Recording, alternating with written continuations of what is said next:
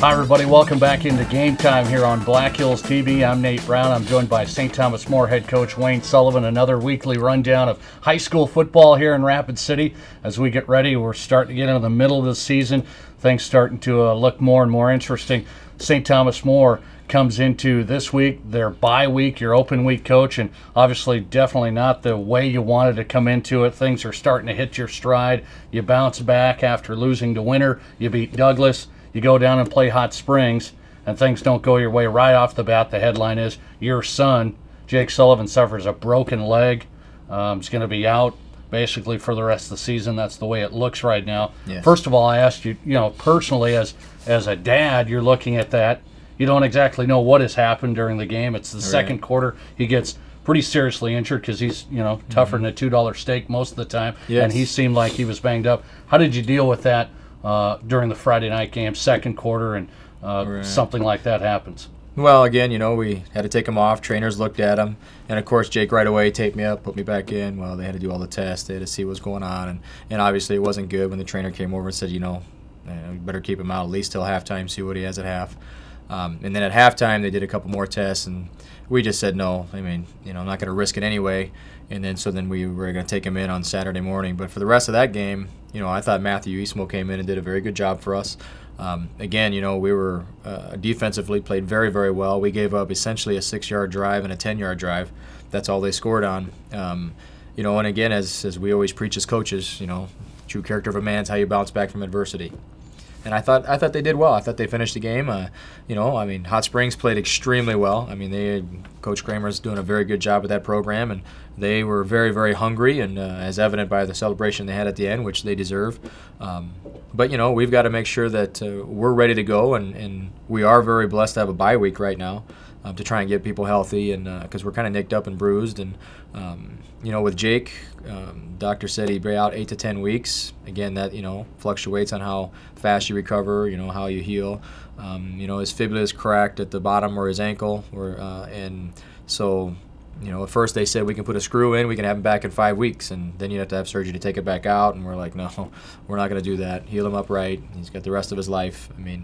It's devastating to an 18-year-old boy right now, but he's got to learn to deal with that, and something positive will come about it, and now we're just going to figure it out. I know you guys are always having to deal with injuries, other kids, but this time it's your kid, and when you deal with an injury like that, he's also your leader, senior leader, quarterback. This is going to change things for you, I think. Well, now other kids got to step up. Again, Jake was a sophomore quarterback. Other seniors stepped up. Last year's a junior. Senior leadership was there. And so now the other kids, we told them, it's your turn to man up, and we're going to go as far as you take us. And so for the next week to week, we have to get better. Matthew's going to have to step in and do his thing, and hopefully we get some other kids back that have been injured. Newt Johnson, hopefully get him back. Mason Grimshaw. There's some other things that if we can just get to do a little bit better.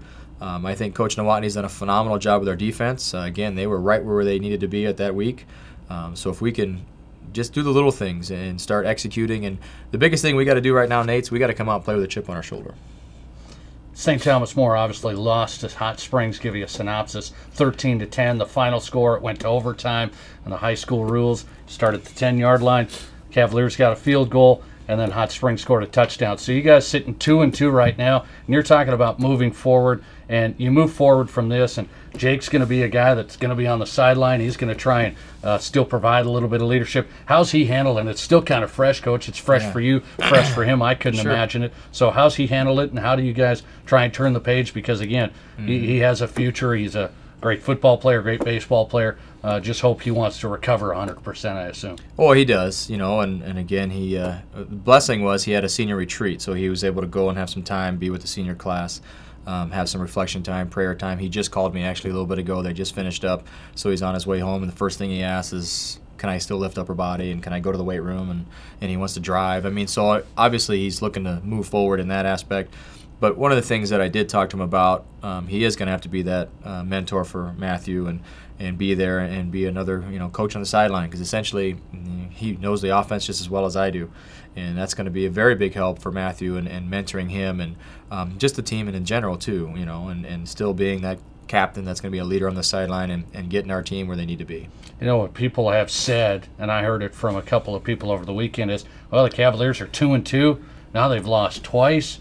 Now things are looking dire when it comes to the playoffs, now that Jake Sullivan's not playing. So you said we want to play with our chip on our shoulder. And how do you get the message across to your guys? The season's not over. Oh, no. By any means. No, by any means. And again, I mean, we're in uncharted waters. It's been a long time since we've been 2-2 and things like that. But again, that's the mark of a program. What do you do? How do you respond? And that's one of the things that we've talked to our team about. And I talked to a lot of the seniors at the retreat. I was there for quite a few hours on Sunday. But I think you're going to see a team that comes out and they're going to play with reckless abandon because they have something to play for. Now, Matthew Eastmo, let's talk about him. Sophomore, young kid, as you know, just getting thrown into the fire there against Hot Springs. I felt calling the game, he didn't make that many mistakes. You could tell he kind of ran the offense. He was comfortable. Mm-hmm. What did you think of him? And I think it's only going to get better, obviously, with more reps. Well, and again, during the week, we always put Matthew in on some reps because we always say we're one injury away, and fortunately, here it is. But again, we went to Shadron this summer, and Jake was off on baseball, so Matthew ran the whole Shadron camp. Did very well. Passing leagues on Monday nights, he comes in early, stays late with Jake. They throw. All the quarterbacks work with all the receivers. So, he was thrown into the fire in a position that, he came in, all of a sudden we're up 7-0, and it's a tight game, and it's their homecoming, and their place is going crazy. I think that was the biggest thing he had to handle. He got in the huddle and he took over, and he comes over and he's asking me, can he audible? He's asking, I think we can do this. I think we can do this. He was very well prepared mentally. I think that was the biggest thing for Matthew. The speed of the game now is what he's going to have to get used to, because he did play a JV game already this year and did very well. But the speed of the game at this level is where he's going to have to catch up. We'll talk about how the Cavaliers can bounce back as they get set for an open week here, and then they come back at it with homecoming. Wayne Sullivan joining us on Game Time. We'll be back right after this. You're watching Black Hills Television, Channel 18. Have you ever found that sometimes you just can't reach where you need to go? Via Media offers affordable local television advertising on major cable networks to local, regional, and national businesses. Let Via Media extend your advertising reach. At Via Media, we make sure your advertising reaches your target. Via Media, more of the big picture. As a parent, you're always sharing your money with your kids, and they're now 24 and 18, and I'm still doing it. We'd earn 10 cents, 5 cents, that all add up to be a couple dollars, each week. And my dad would say, okay, now here's how you gotta spend that. You gotta save 10, you gotta give 10, and the rest you can spend. So my mom used to offer me 5 cents for every weed that I would pull from the yard. I definitely did not earn very much money.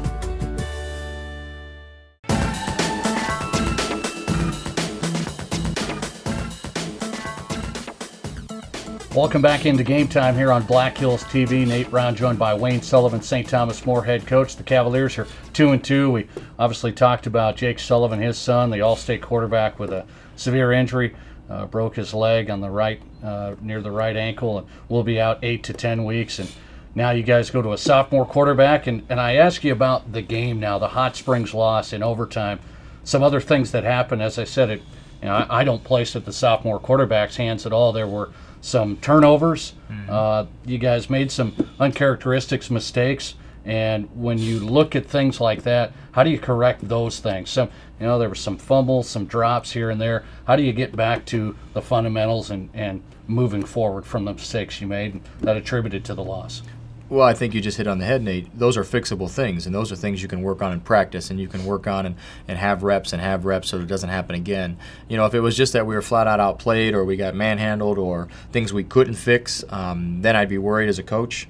But as a coaching staff, again, we met after film, and there are things that you can fix, things you can do better, and that's what we're going to work on again every week to get better so that we don't make those mistakes in a crucial part because, again, people are saying we're 2-2, we have a down year.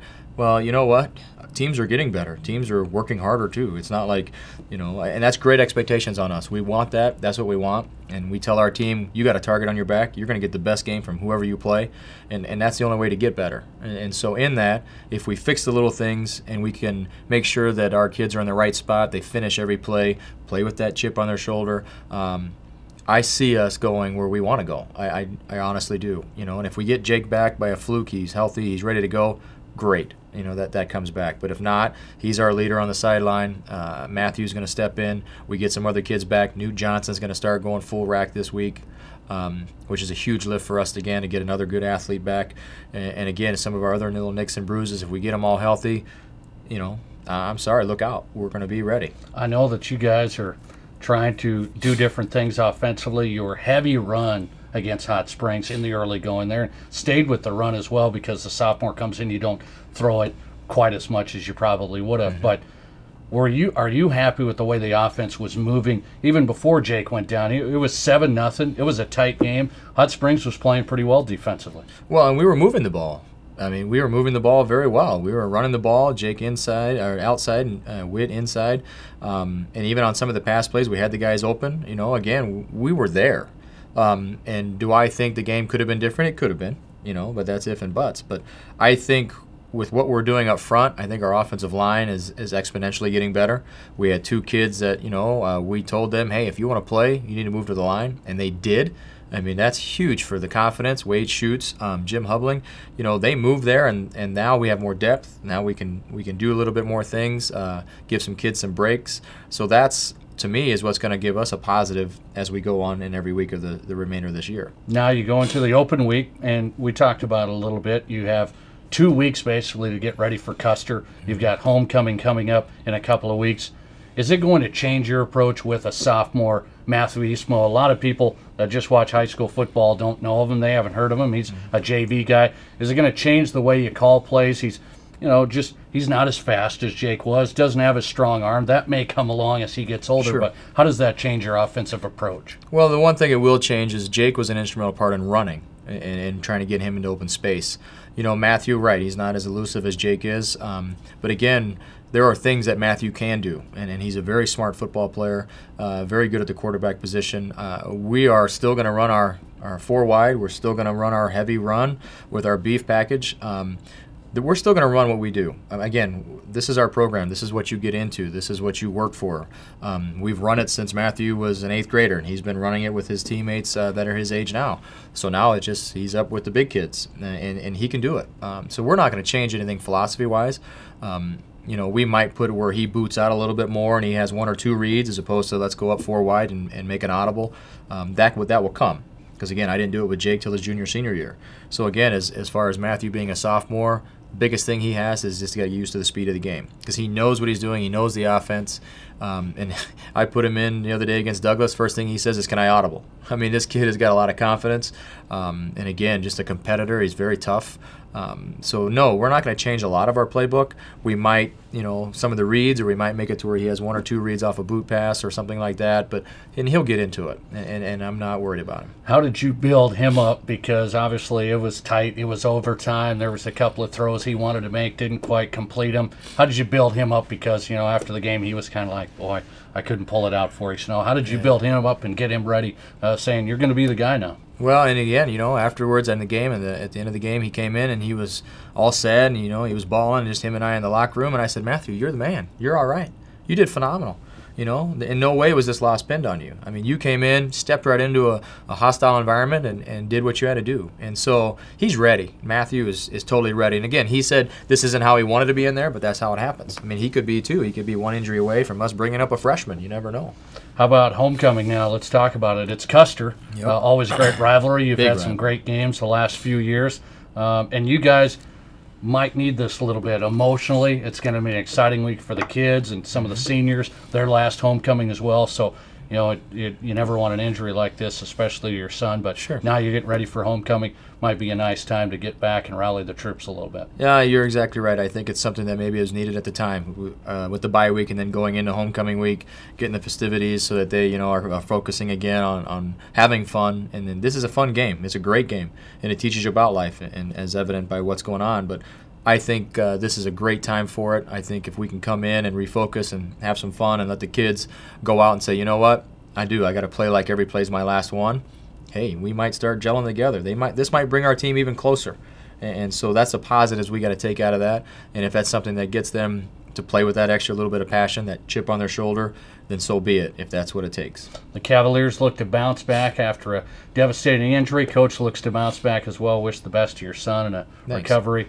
Hope everything goes smoothly. St. Thomas More 2-2. They have Custer in a couple of weeks on homecoming there at Dutton Field at St. Thomas More High School. Coach Wayne Sullivan, appreciate you coming in. Thank you guys very much. Thanks for watching Game Time. This has been Nate Brown on Black Hills TV. We'll see you next week.